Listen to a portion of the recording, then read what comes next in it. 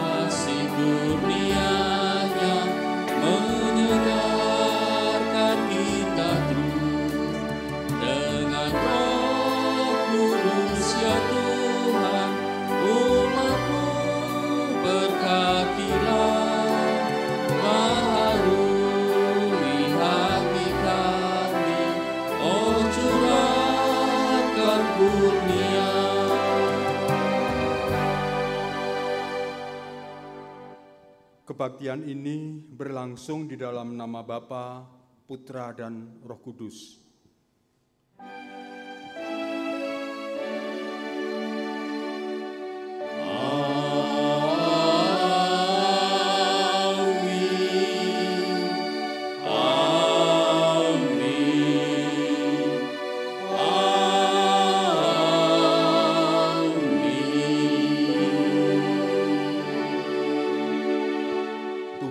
Besertamu.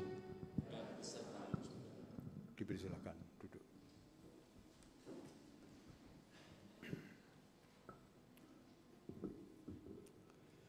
Bapak, Ibu, Saudara jemaat yang dikasihi Tuhan,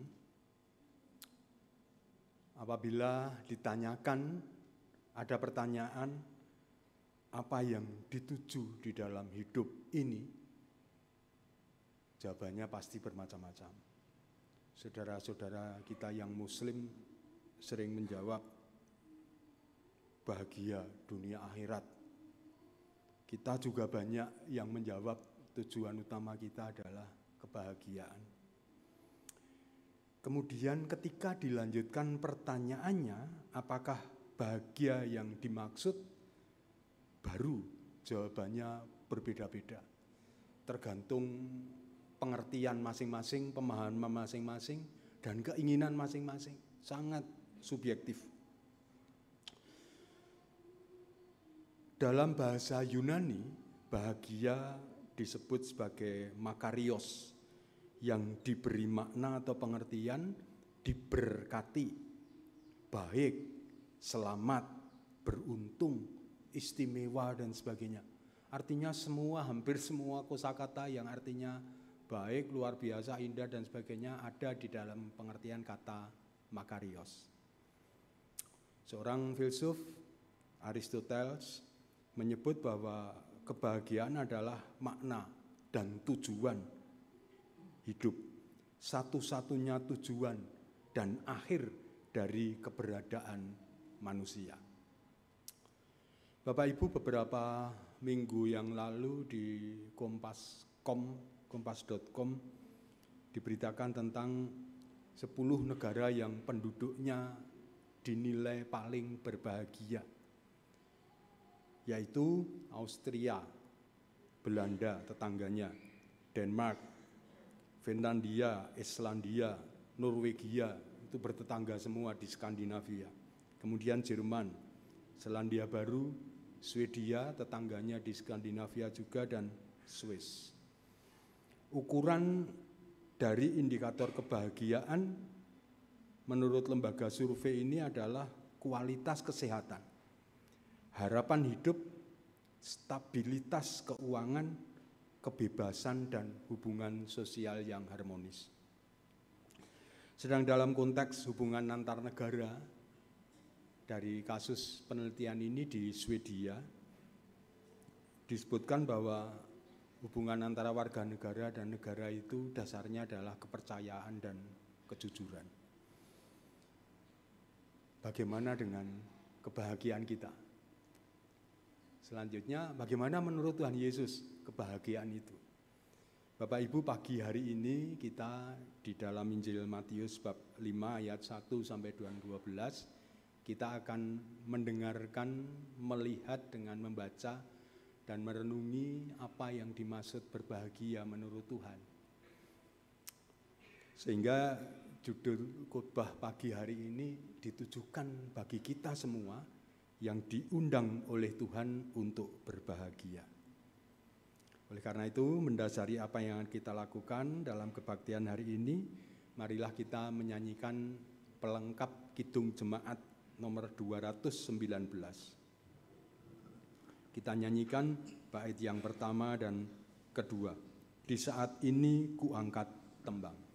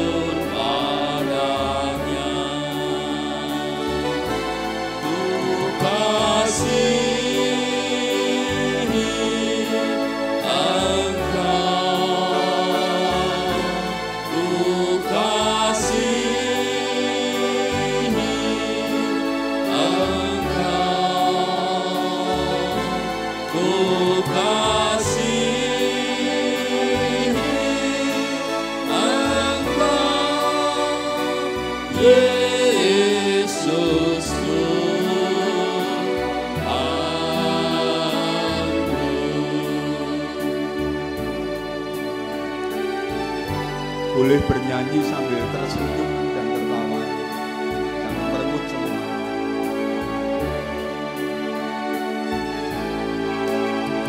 Di saat ini ku datang Tuhan, ku datang bersujud padamu.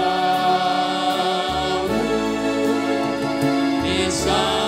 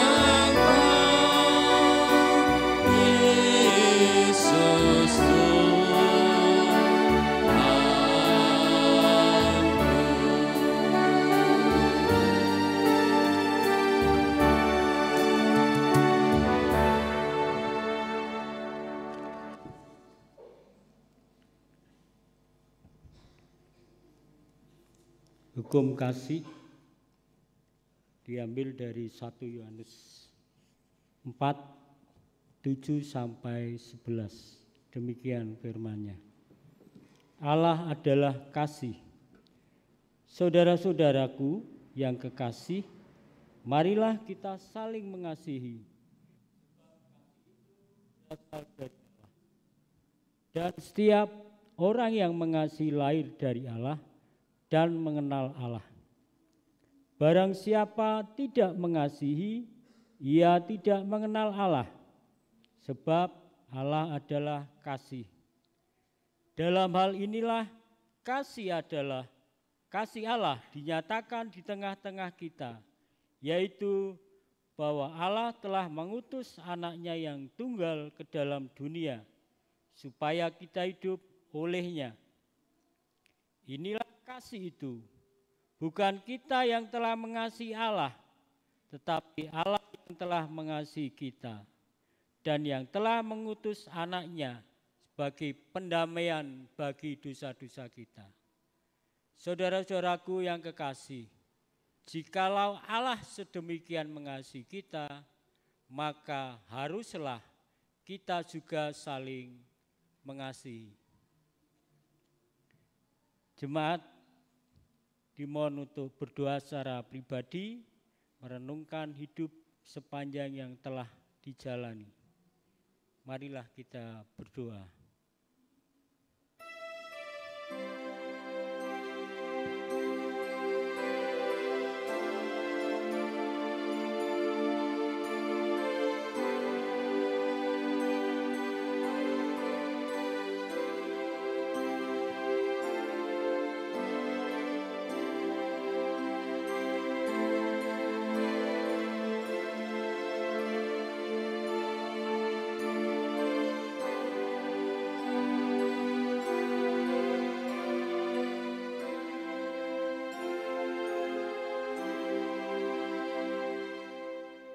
Marilah kita sambut penyesalan dosa-dosa kita dengan bersama-sama menyanyikan lagu Kidung Jemaat 467.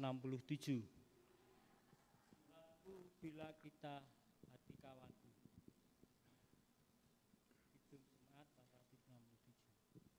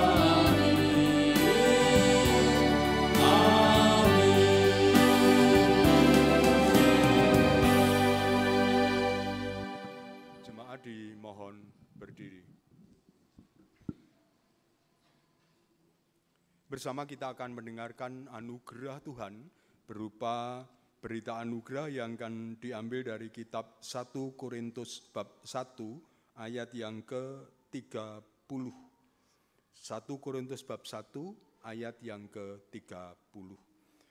Tetapi oleh Dia kamu berada dalam Kristus Yesus, yang oleh Allah telah menjadi hikmat bagi kita. Ia membenarkan dan menguduskan dan menebus kita.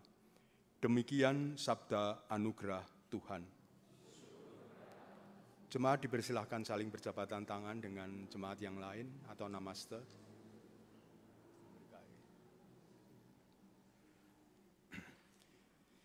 Kita menyambut berita anugerah ini dengan menyanyikan pelengkap Kidung Jemaat nomor 255. Ayat yang ke-1, firman-Mu kupegang selalu.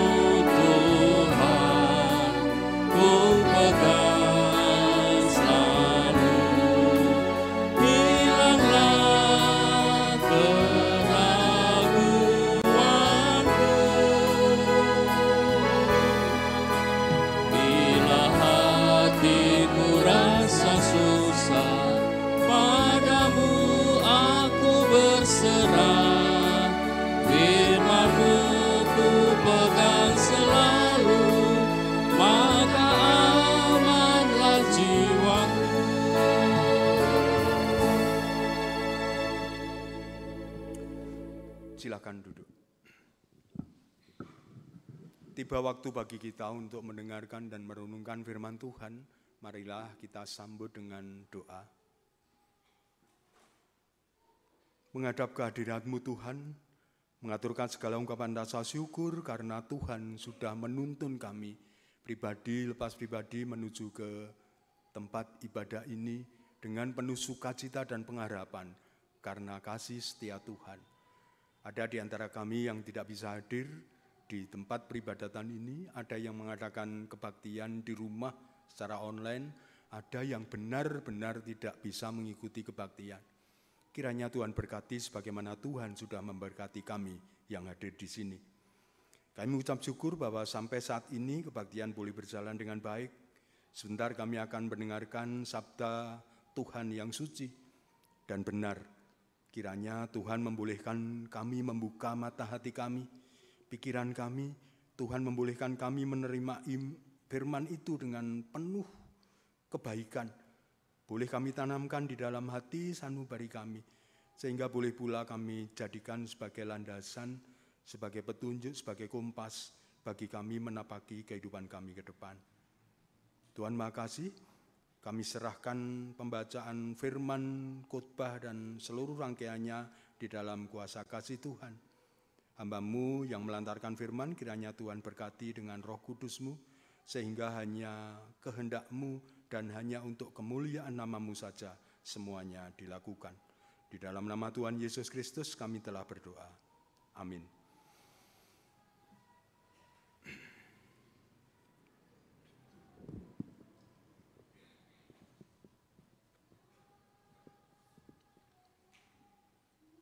Bacaan pertama diambil dari Kitab Mikha pasal 6 ayat 1 sampai 8. Kitab Mikha pasal 6 ayat 1 sampai 8. Baiklah dengar firman yang diucapkan Tuhan. Bangkitlah, lancarkanlah pengaduan di depan gunung-gunung, dan biarlah bukit-bukit mendengar suara-Mu. Dengarlah, hai gunung-gunung, pengaduan Tuhan, dan pasanglah telinga, hai dasar-dasar bumi, sebab Tuhan mempunyai pengaduan terhadap umat-Nya dan ia berperkara dengan Israel.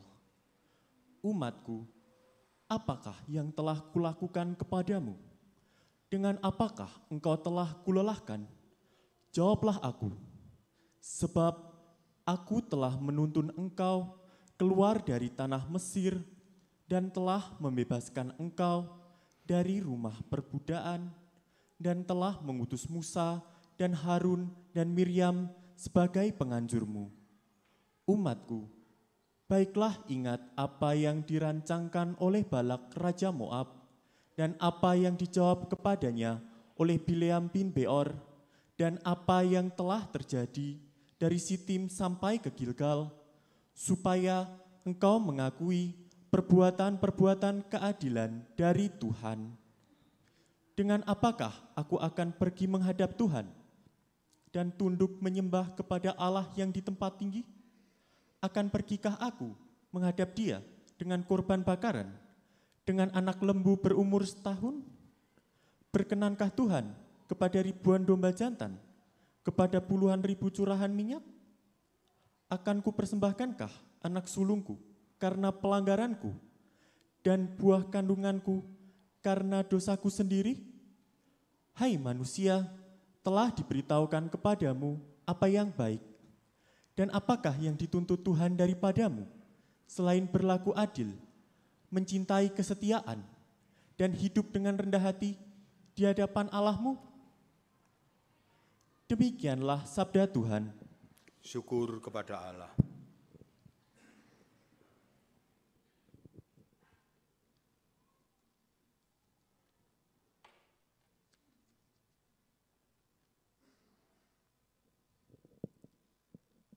Mazmur tanggapan diambil dari Mazmur 15.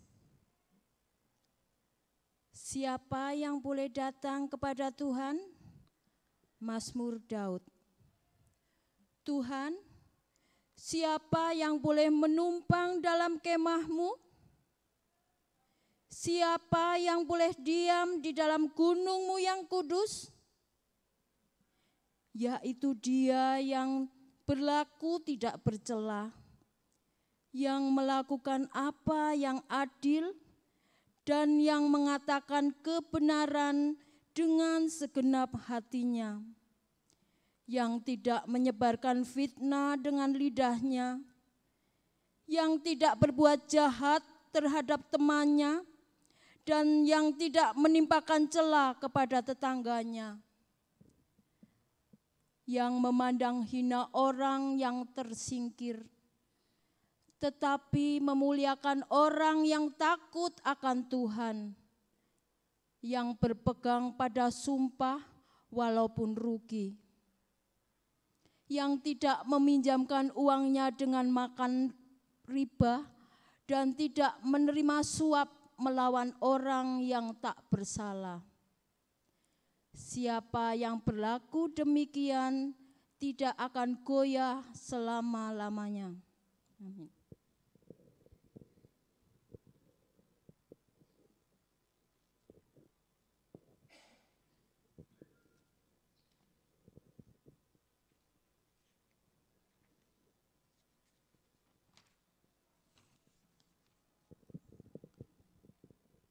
Bacaan kedua, surat Paulus yang pertama kepada jemaat di Korintus.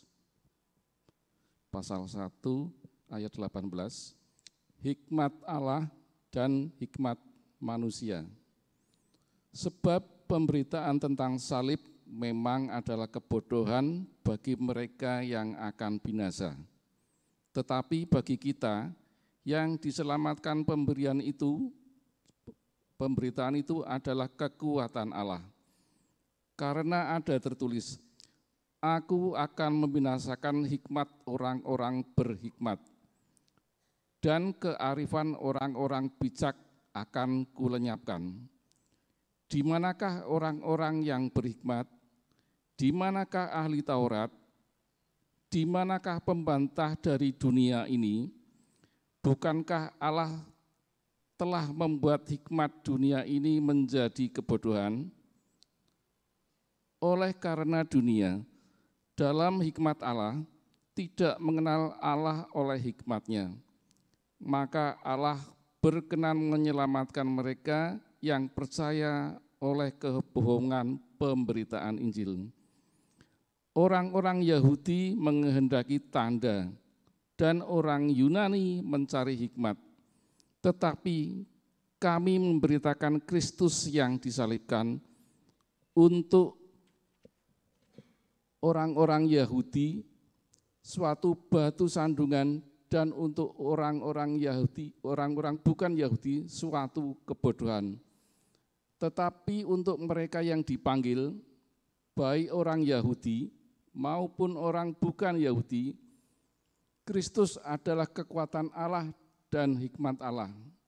Sebab yang bodoh dari Allah lebih besar hikmatnya daripada manusia, yang lemah dari Allah lebih kuat daripada manusia.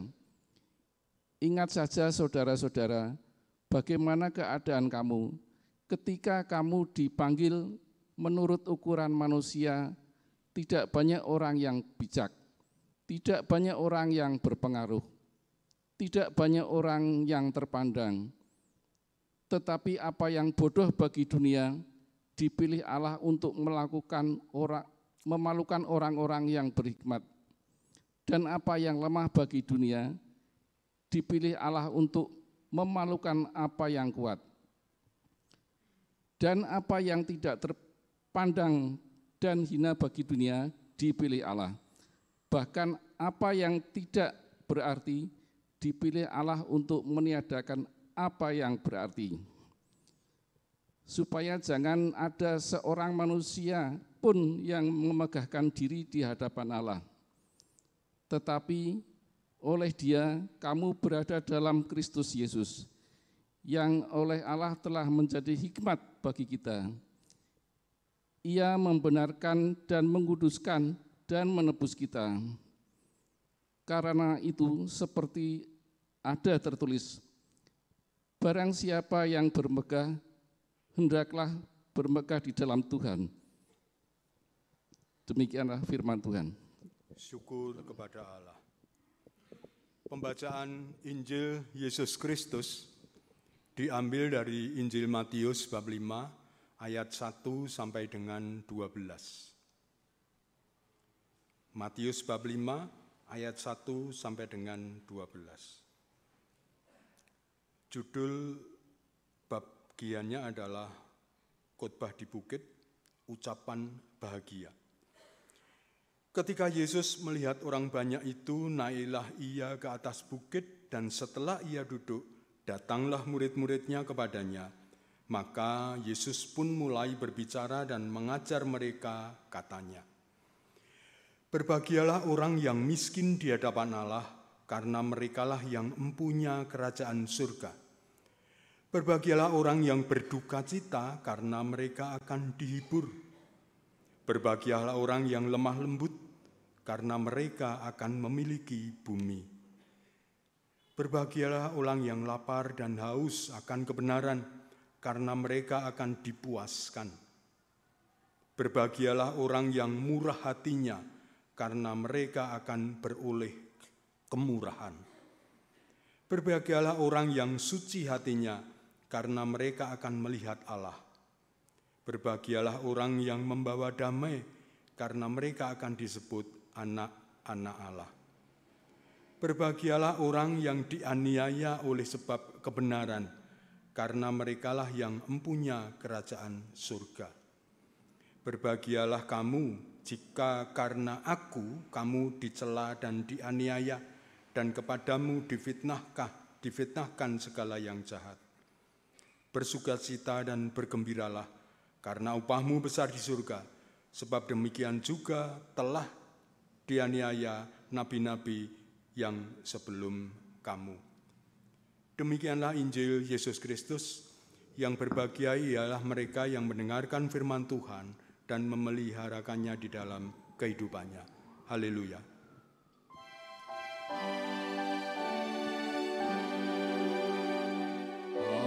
Haleluya, haleluya.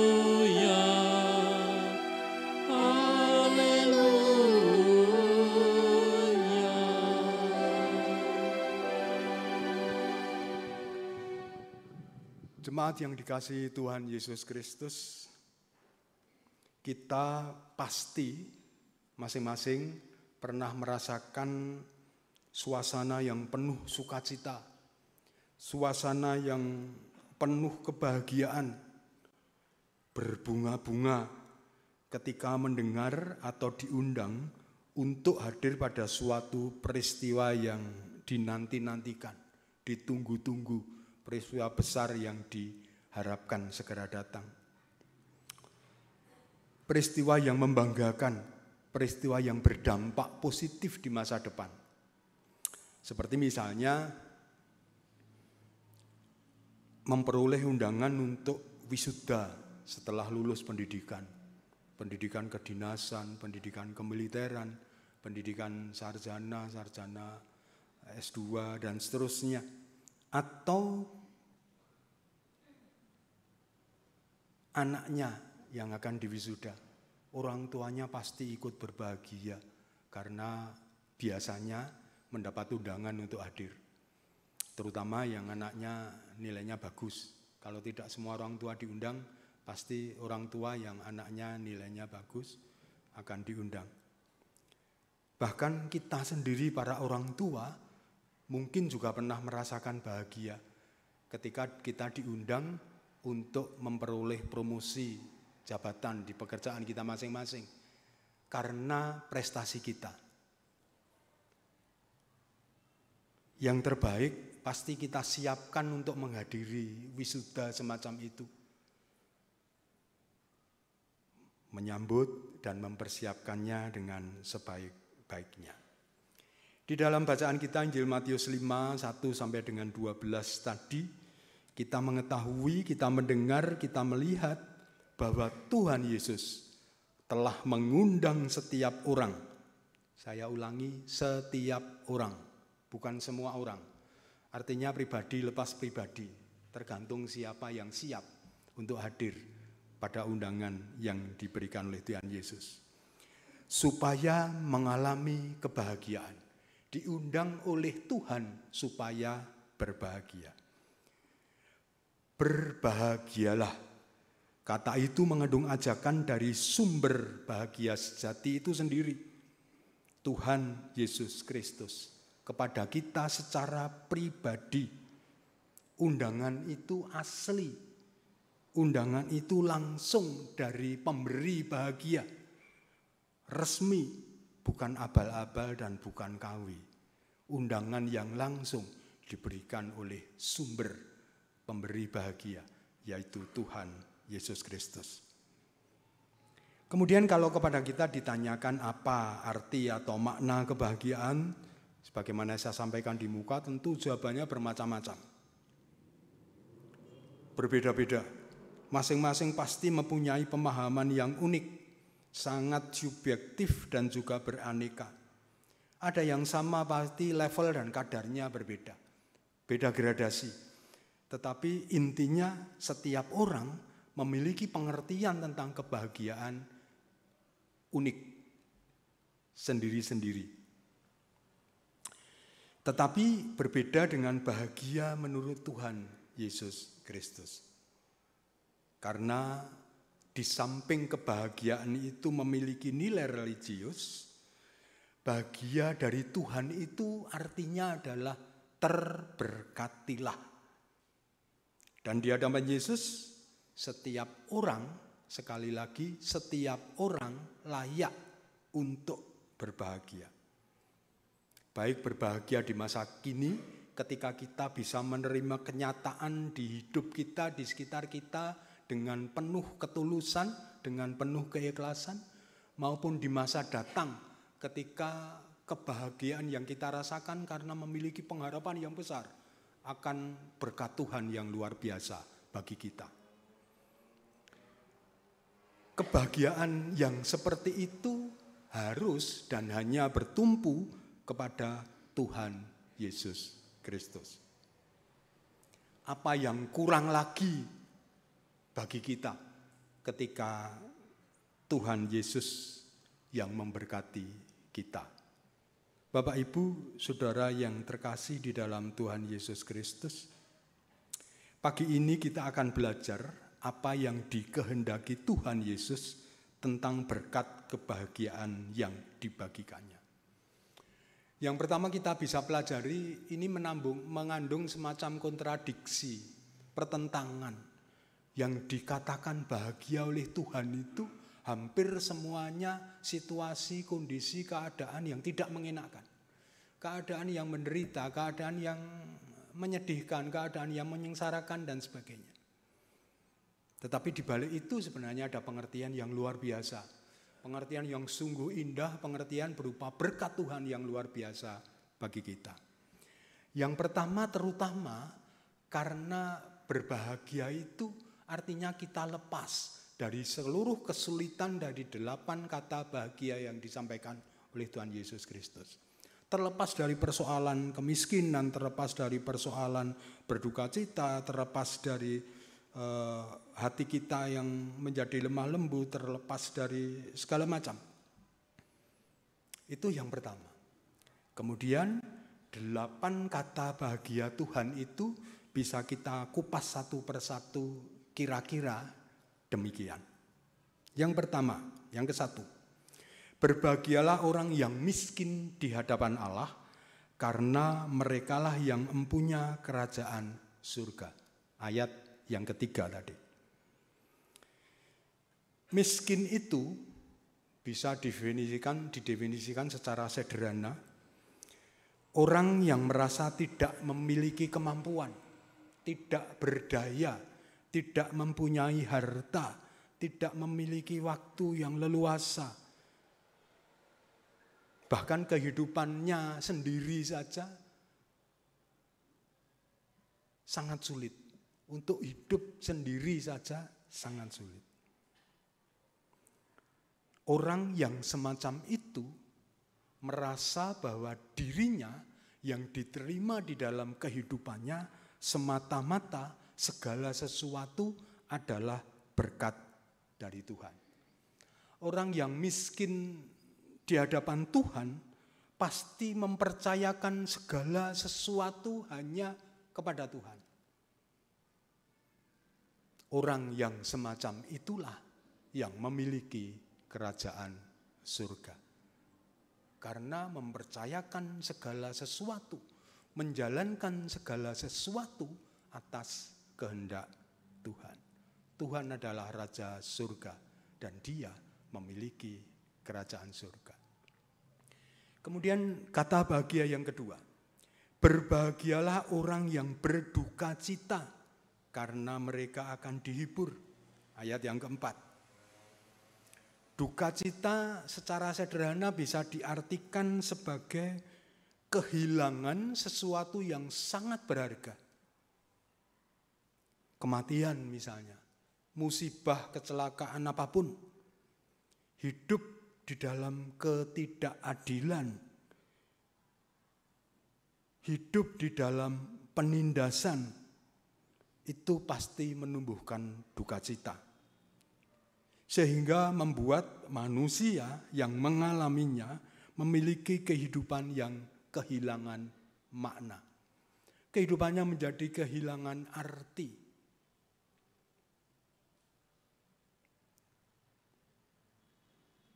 Yang berduka akan dihibur oleh penghibur sejati. Dia Tuhan Allah, Dia Tuhan Yesus Kristus akan turut serta bersama orang yang berduka. Tidak saja mengucapkan kedukaan, tidak saja datang ke tempat orang yang berduka, tetapi ikut merasakan, berempati terhadap yang berduka cita. Ingat Bapak Ibu ketika Yesus datang menengok Lazarus yang sudah meninggal, Yesus ikut menangis bersama dengan Marta dan Maria yang juga menangis. Artinya menunjukkan bahwa rasa empati yang luar biasa dari Yesus kepada orang yang berduka cita. Dan itu merupakan penghiburan yang luar biasa. Penghiburan dari sumber penghiburan yang sejati. Itulah manusia yang terberkati. Kemudian pengertian yang ketiga dari kata berbahagia. Berbahagialah orang yang lemah lembut, karena mereka akan memiliki bumi. Matius 5 ayat yang kelima. Bapak Ibu, di dalam Injil Matius 21 ayat yang kelima, di dalam Injil Matius 21 ayat yang kelima, lihat, rajamu datang kepadamu, ia lemah lembut, dan seterusnya. Tuhan Yesus dikatakan sebagai raja yang lemah lembut. Artinya orang yang lemah lembut itu, baik lemah lembut di hadapan manusia, apalagi lemah lembut di hadapan Allah. Artinya yang pertama, tunduk kepada kehendak Allah. Kemudian yang kedua, tidak sombong dan tidak merasa paling bisa. Sehingga orang yang lemah lembut itu orang yang selalu bersiap, selalu bersedia untuk terus belajar dan menerima pembelajaran. Manusia pembelajar. Lemah lembut yang ketiga berarti memiliki sikap batin yang rendah hati, sehingga menghargai sesama dengan empatik. Inilah orang yang terberkati karena hidupnya selalu berdamai dengan semua hal di bumi. Berdamai dengan manusia di bumi, berdamai dengan semua kejadian yang menimpanya di bumi. Tidak ada yang mengecewakan hatinya. Semua, terutama yang buruk yang menimpanya, selalu bisa diambil hikmahnya. Selalu bisa diambil sisi positif dari kejadian itu. Upahnya orang yang demikian akan memiliki bumi, merasa nyaman tinggal di bumi, bahkan memiliki bumi baru di akhir zaman nanti. Kemudian kata berbahagia yang keempat. Berbahagialah orang yang lapar dan haus akan kebenaran, karena mereka akan dipuaskan. Matius 5 ayat yang ke-6. Keadaan haus dan lapar, ini secara fisik, mendorong manusia untuk berusaha semaksimal mungkin untuk berjuang agar terbebas dari rasa haus dan lapar. Terlebih terbebas dari kematian. Karena berikutnya setelah haus dan lapar tidak tertangani, orang itu bisa sakit dan mati. Terkait dengan kebenaran, orang yang haus dan lapar terhadap kebenaran pasti akan berjuang melawan, menentang ketidakbenaran. Berjuang demi kebenaran yang hakiki, kebenaran yang berasal dari Allah. Inilah yang terberkati oleh Allah. Kemudian kata berbahagia yang kelima. Berbahagialah orang yang murah hatinya, karena mereka akan beroleh kemurahan. Matius 5 ayat yang ke-7. Murah hati adalah sikap.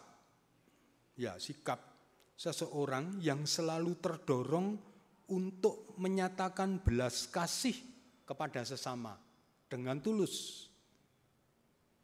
Akibatnya akan menerima sesama dengan apa adanya. Tidak hanya menerima sesama yang baik kepadanya, tidak hanya menerima sesama yang sudah berjasa luar biasa.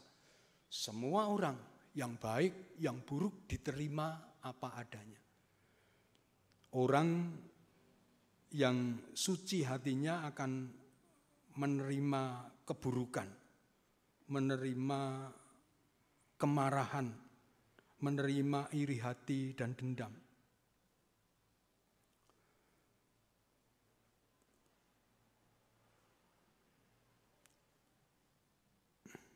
Hal itu terjadi sebagai wujud iman atas Allah yang tentu maha murah hati. Hidupnya dipenuhi dengan kemurah hatian yang berasal dari Allah. Terberkatilah orang yang demikian. Kemudian berbahagialah orang yang suci hatinya, karena mereka akan melihat Allah. Ayat yang ke-8. Suci hati adalah pikiran dan perasaan yang bersih. Pikiran dan perasaan yang murni, bukan pikiran dan perasaan yang dipenuhi dengan keburukan. Bukan pikiran dan perasaan yang penuh dengan kemarahan. Bukan pikiran dan perasaan yang penuh dengan iri hati, dengan dendam.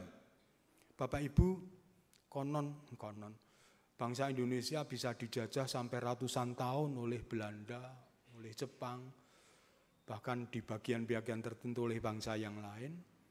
Itu karena konon bangsa Indonesia itu orang yang suka iri dengan orang lain. Orang yang suka mempergunjingkan orang lain. Orang yang suka dendam dengan orang lain.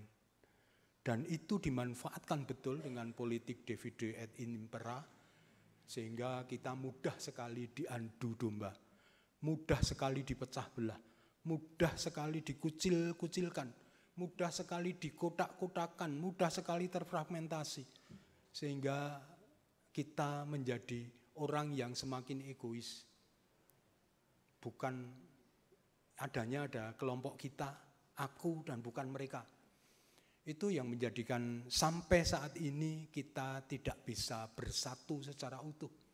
Sampai saat ini kita tidak bisa merasa sebagai bangsa yang berbahagia. Tadi disebut negara-negara yang penduduknya bahagia itu kok ya adanya di utara jauh dari Katulistiwa dan di selatan jauh dari Katulistiwa.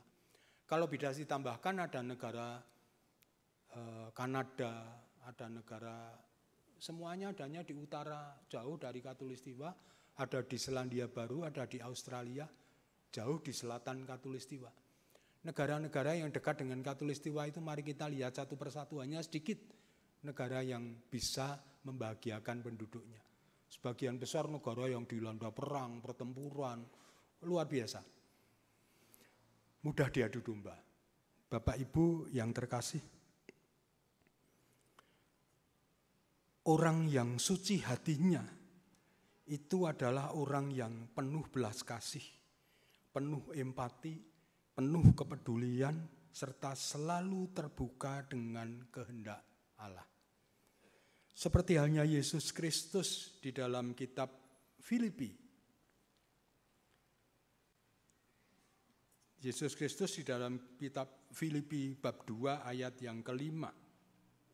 Hendaklah kamu dalam hidupmu bersama menaruh pikiran dan perasaan yang terdapat juga di dalam Kristus Yesus. Bapak Ibu, kita murid-murid Tuhan Yesus Kristus. Kita menyatakan diri kita sudah tunduk dan takluk di hadapan Tuhan Yesus Kristus.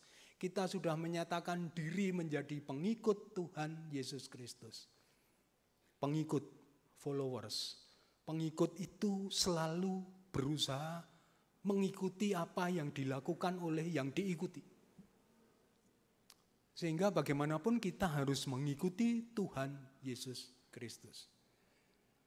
Taruhlah pikiran, hati, dan perasaan kita sebagaimana pikiran, hati, dan perasaan Tuhan Yesus Kristus. Kemudian kata berbahagialah berikutnya, berbahagialah orang yang membawa damai karena mereka akan disebut anak-anak Allah. Matius 5 ayat yang ke-9. Pembawa damai itu jauh lebih luas pemahamannya daripada sekedar suka berdamai, daripada sekedar cinta damai. Cinta damai itu, suka berdamai itu sifatnya pasif. Pokoknya aku ra marake ribut, pokoknya aku ra seneng padu, pokoknya aku ra seneng mungsuhan karo wong, pasif. Tetapi pembawa damai itu lebih dari sekedar itu, yaitu mewujudkan dan mempraktekannya kedamaian di dalam kehidupannya. Mempraktekkan kedamaian di lingkungan kehidupannya. Tidak hanya kita yang tidak memusuhi orang, tapi kita berusaha agar setiap orang tidak saling memusuhi. Setiap orang tidak saling dengki, saling iri, saling membenci, dan saling dendam. Pembawa damai selalu terberkati karena mereka adalah pengikut Yesus yang sejati. Yesus adalah pembawa damai. Yesus membawa damai dengan menuntaskan tugasnya yang sangat berat, yang maha berat. Sekalipun tugasnya itu mengharuskan dia mati di kayu salib. Cara mati yang paling hina pada zaman itu. Bapak Ibu, berbahagialah yang terakhir adalah berbahagialah orang yang dianiaya oleh sebab kebenaran, karena merekalah yang punya kerajaan surga. Penderitaan kita, para pengikut Tuhan Yesus Kristus, yang terjadi adalah akibat dari patuh pada perintahnya, taat pada perintahnya, menjalankan segala perintah Tuhan Yesus Kristus, karena memperjuangkan kebenaran. Kebenaran sejati adalah kebenaran yang ukurannya adalah kehendak Tuhan. Orang yang patuh kepada Allah sekalipun harus menderita akan tinggal di kerajaan Allah, karena dialah Raja dan pemilik kerajaan Allah. Bapak Ibu Saudara yang terkasih, 8 kata bahagia dari dalam khotbah Tuhan Yesus, khotbah di bukit, sesuatu yang mengherankan karena faktanya bukit di tepi danau Galilea itu sangat luas. Para murid ada di bawah di tepi danau, di tepi air, ada yang masih di atas perahu. Pengikut Yesus itu ribuan orang, ada yang masih ada di atas perahu, ada yang di tepian danau duduk. Tuhan Yesus ada di atas bukit, jaraknya lebih dari 300 meter. Kalau lokasi yang sekarang ditunjuk itu benar lokasi yang dulu digunakan oleh Tuhan Yesus. Jarak 300 meter, berbicara tanpa loudspeaker seperti sekarang, tanpa ada pengeras suara seperti sekarang, tetapi didengarkan oleh semua yang hadir, ribuan orang dengan jelas. Khotbah di bukit ini merupakan ayat yang fenomenal karena sebenarnya satu bagian yang kita baca itu tadi bisa dikhotbahkan menjadi 10, 11, 12 khotbah yang panjang. Sangat sulit menjadikan hal itu menjadi khotbah yang pendek, hanya sekitar 4 jam seperti hari ini. Oleh karena itu kita harus percaya bahwa Tuhan hadir di tengah-tengah kita dan menuntun hati kita, pikiran kita, perasaan kita untuk boleh memahami apa yang menjadi kehendak Tuhan.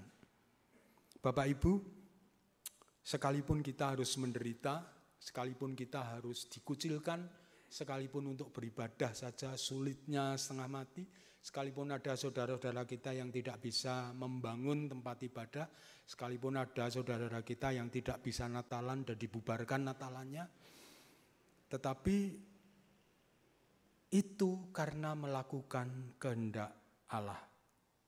Dialah Raja, dialah pemilik kerajaan Allah, sehingga kita harus yakin dan percaya bahwa kita pasti akan tinggal di kerajaan Allah.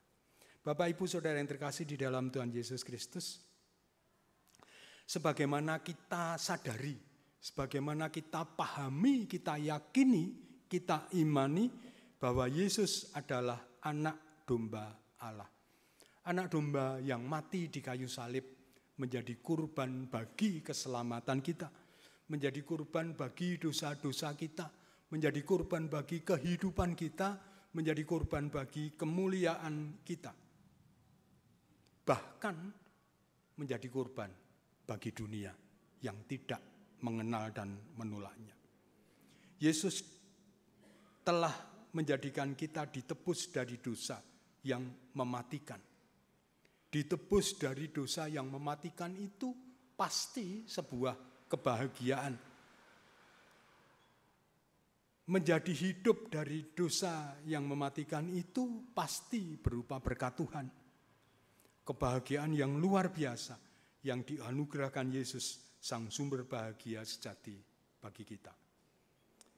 Kebahagiaan sejati pasti kita peroleh ketika kita menjadi pengikut Yesus. Sekali lagi, followers pengikut itu harus mengikuti apa yang dilakukan oleh yang kita ikuti. Berkali-kali saya sampaikan, kita ini harusnya seperti cermin. Yang ketika kita melihat ke cermin itu, yang kita lihat adalah Tuhan Yesus Kristus.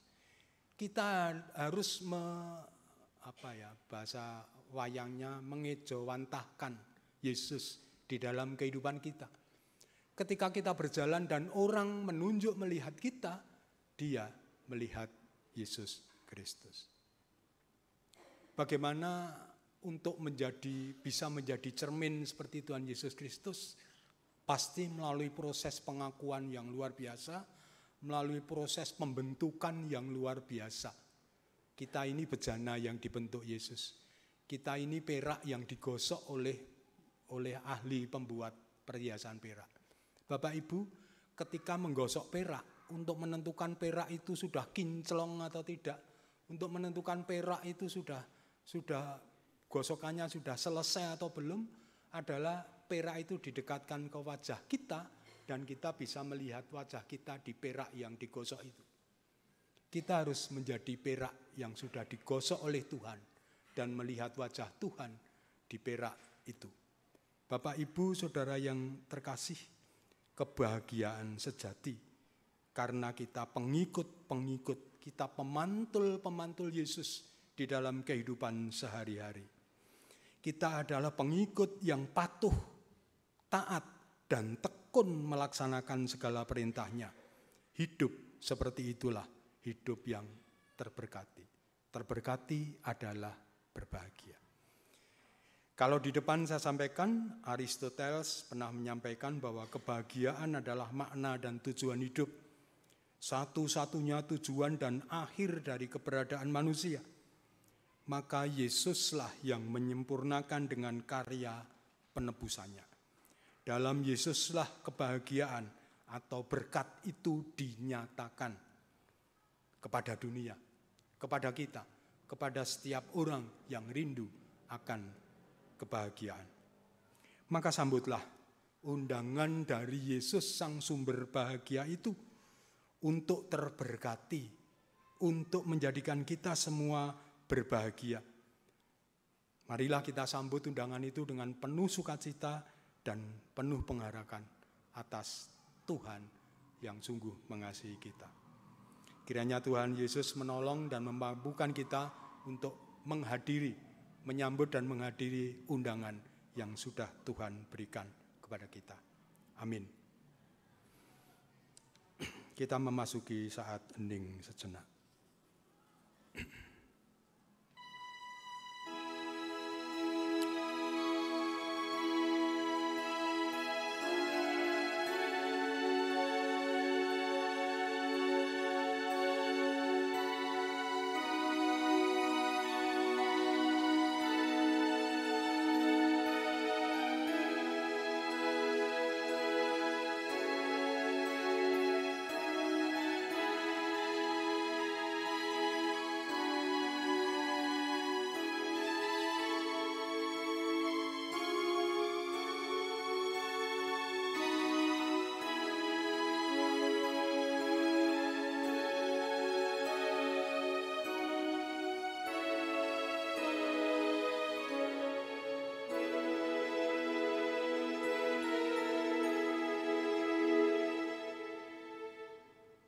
Jemaat dimohon untuk berdiri.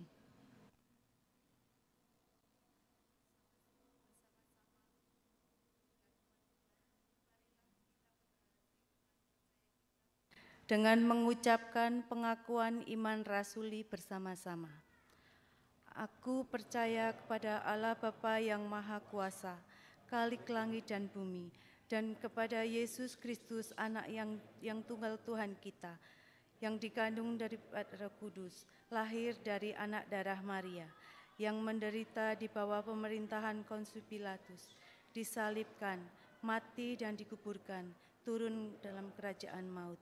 Pada hari yang ketiga, bangkit pula dari antara orang mati, naik ke surga, duduk di sebelah kanan Allah, Bapa yang Maha Kuasa, dan akan datang dari sana untuk menghakimi orang yang hidup dan yang mati.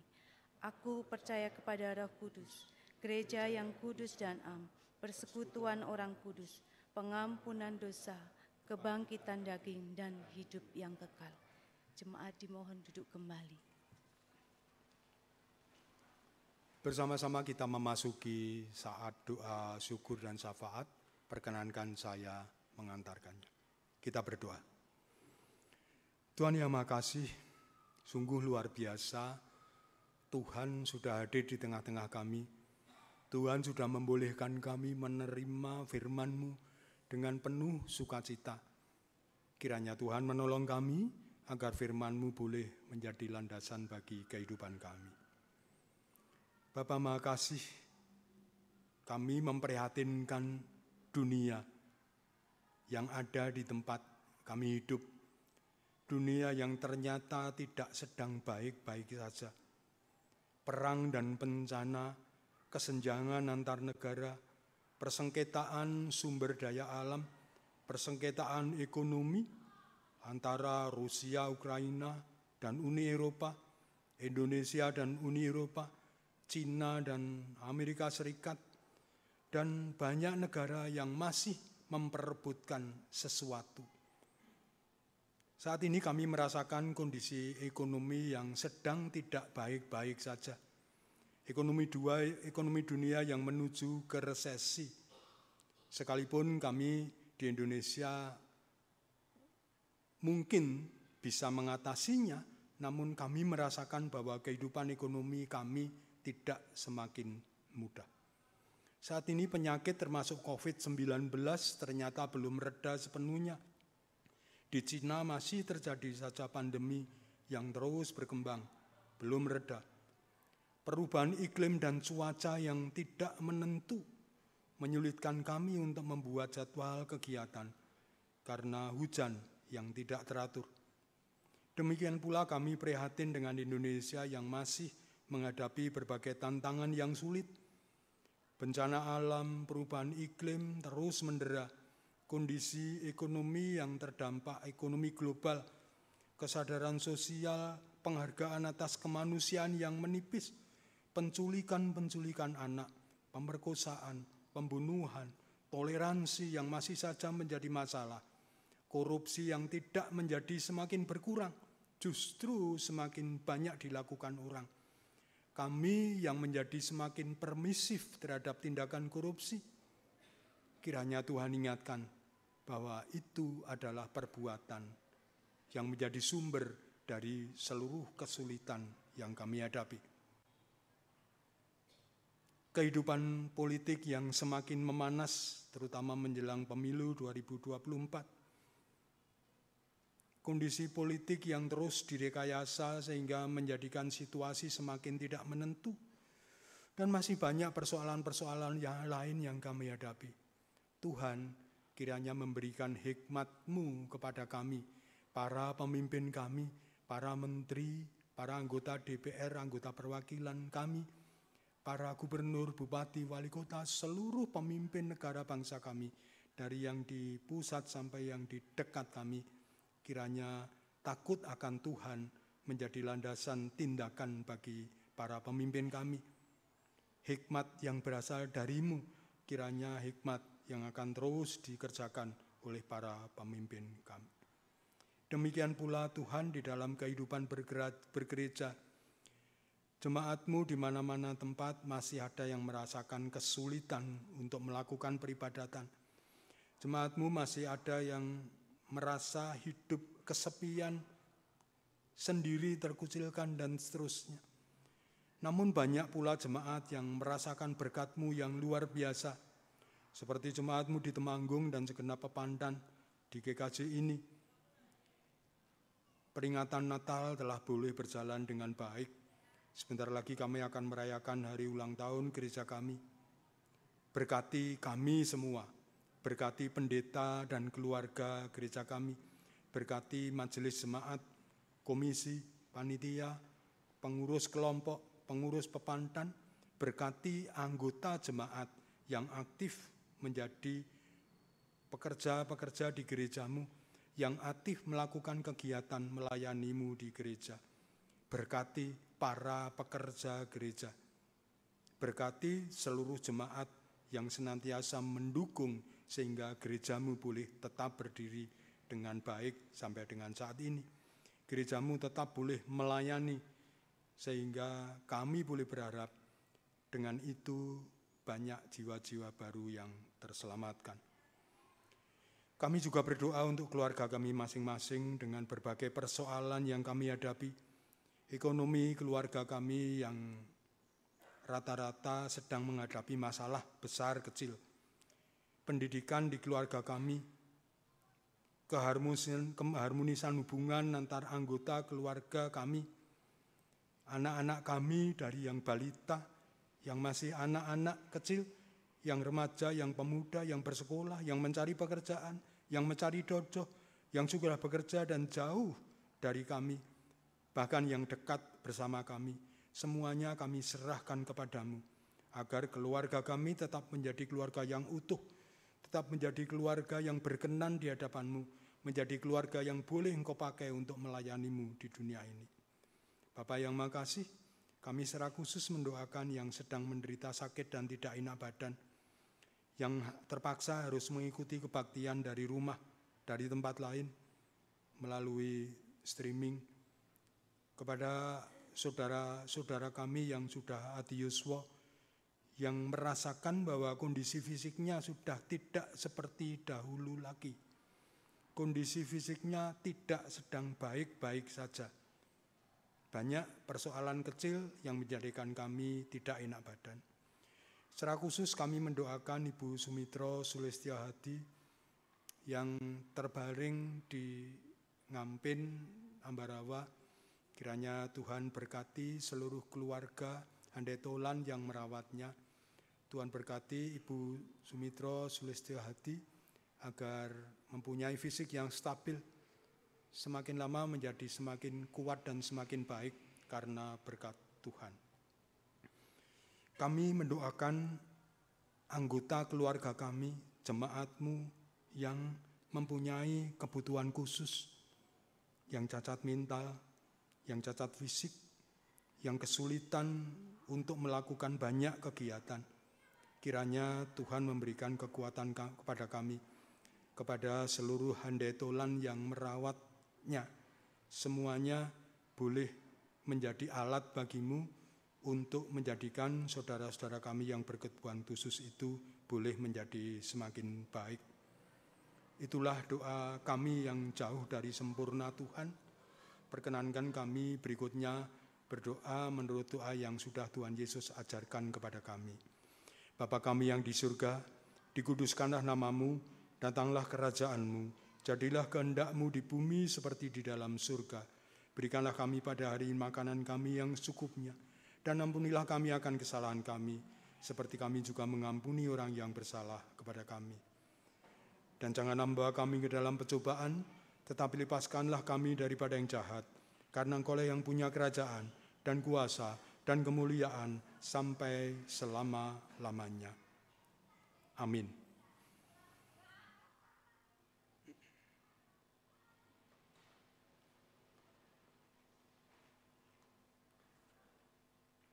Bapak, Ibu, Saudara yang dikasihi Tuhan, saat ini kita diberi kesempatan untuk menghaturkan persembahan bagi Tuhan.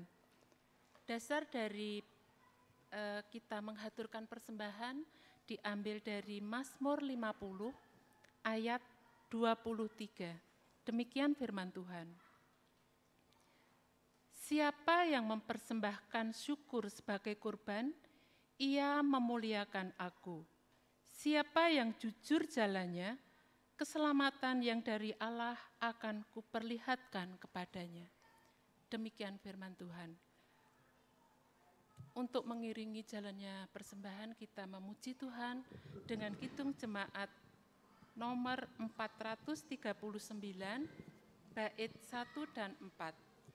Bila topan keras melanda hidupmu.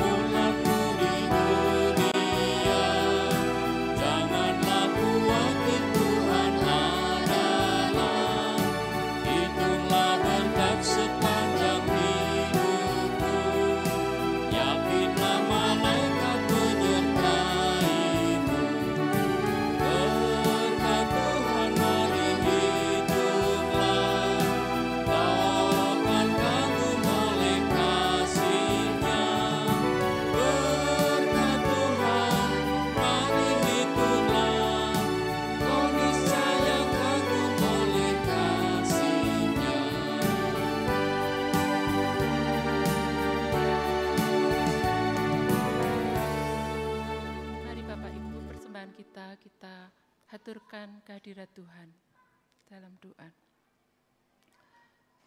Bapa di surga, Bapa yang penuh kasih, yang kami sembah, yang kami muliakan di dalam nama Tuhan Yesus Kristus. Terima kasih Tuhan untuk pertolongan Tuhan, perlindungan Tuhan di dalam kehidupan kami hari lepas hari. Saat ini Tuhan menyertai kami, di dalam kami menerima kebenaran firman Tuhan yang sudah disampaikan hamba Tuhan, Bapak Harno Susanto. Tuhan, kiranya firman Tuhan ini boleh kami mengerti, sehingga kami boleh mengerti kehendak Tuhan di dalam kehidupan kami. Tuhan, pada saat ini kami juga membawa persembahan kami berupa uang yang sudah kami persiapkan dengan baik. Tuhan, persembahan kami ini jauh dari sempurna, sangat kecil dibanding dengan berkat-berkat Tuhan yang Tuhan limpahkan di dalam kehidupan kami. Tuhan, kami juga berdoa untuk persembahan-persembahan kami yang lain, persembahan bulanan, persembahan mirunggan, persembahan ucapan syukur, terlebih Tuhan, persembahan hidup kami sebagai persembahan yang hidup dan kudus dan berkenan di hadirat Tuhan. Terimalah Tuhan persembahan-persembahan kami ini, kiranya persembahan kami ini boleh berdaya guna di dalam kami melakukan pelayanan di dalam gereja milik Tuhan ini. Kami berdoa untuk majelis yang mengelola persembahan kami ini Tuhan, kiranya Tuhan memberkati, kiranya Tuhan memampukan dan Tuhan memberi kebijaksanaan, sehingga apa yang dilakukan benar seturut dengan kehendak Tuhan. Tuhan Yesus, kalau sebentar lagi kami akan mengakhiri ibadah pada saat ini, kami akan melakukan aktivitas kami sehari-hari. Kami mohon pertolongan Tuhan agar kami boleh hidup benar seturut dengan kehendak Tuhan. Kami boleh melakukan firman Tuhan karena penyertaan dan pertolongan Tuhan. Tuhan, ampuni dosa dan pelanggaran kami. Inilah Tuhan doa permohonan dan pengharapan kami, yang semua ini kami pinta di dalam Tuhan Yesus Kristus, Juru Selamat kami yang hidup. Amin. Jemaat dimohon berdiri.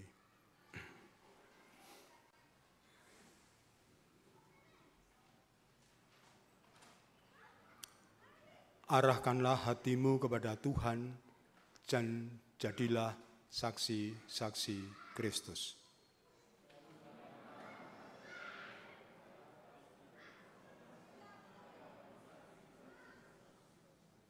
Bersama-sama kita menyanyikan Kidung Jemaat nomor 436. Kidung Jemaat nomor 436, kita nyanyikan bait yang pertama dan kedua. Kidung Jemaat 436, Lawanlah Godaan.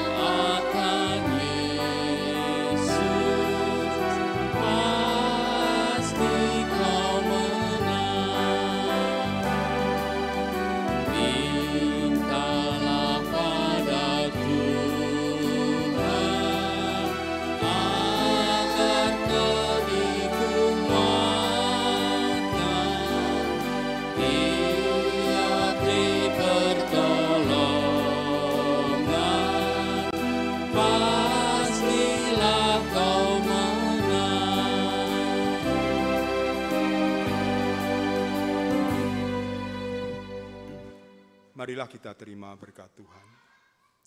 Tuhan memberkati kita dan melindungi kita. Tuhan menyinari kita dengan wajah-Nya dan memberi kita kasih karunia. Tuhan menghadapkan wajah-Nya kepada kita dan memberi kita damai sejahtera sekarang dan selama-lamanya. Amin. Tuhan,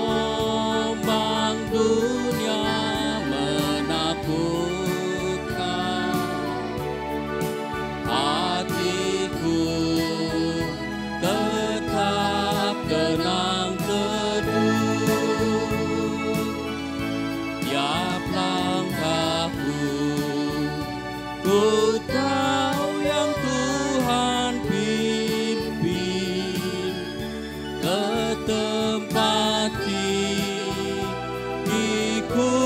dihantarnya, hingga sekali nanti aku tiba di rumah Bapa surga yang bakal.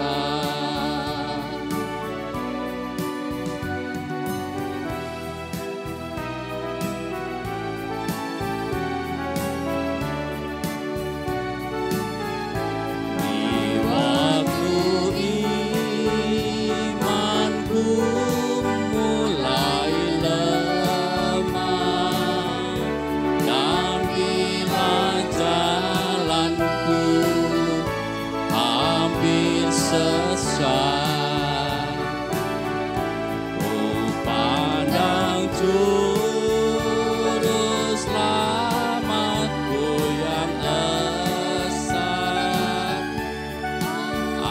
Aku kuat sebab